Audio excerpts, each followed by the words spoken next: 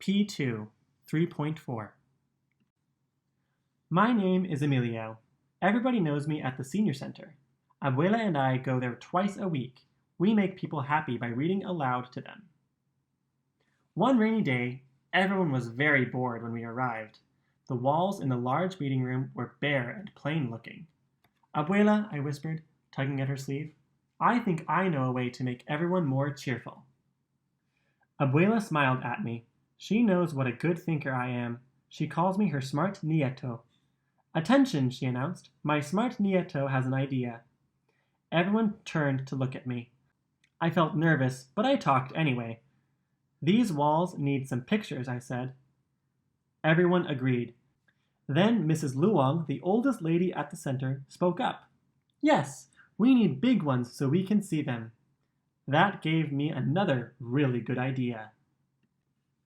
2 days later, Abuela and I hurried to the center. Our arms were loaded with paints and paintbrushes. Let's get started, I said cheerfully as I entered the room. Aren't you going to read to us? Mrs. Luong asked, surprised. Not today, I replied. Today we're painting. And we need your help, said Abuela, handing out smocks. We're going to make this room more cheerful. That sounds like fun, said Mrs. Luong. Then I put my really good idea into action. On one wall, I wrote animals in capital letters. On another, people. On a third, places. And on a fourth, things to do. Let the painting begin, I cheered. Choose any wall and paint something that matches the label. Mrs. Green grabbed a paintbrush and rushed over to the animals wall.